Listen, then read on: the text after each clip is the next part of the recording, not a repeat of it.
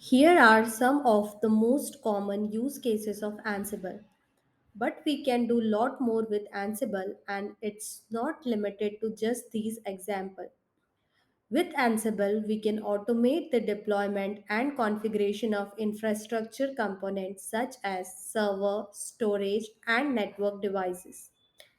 Ansible can automate deployment of applications across different environments from development to production.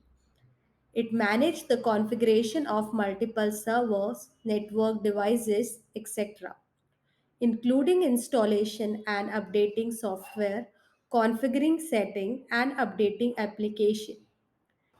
It automates security related tasks such as hardening server configurations, patching system, and enforcing compliance policies. Ansible also helps to automate disaster recovery procedures such as data backup and restoration to ensure business continuity.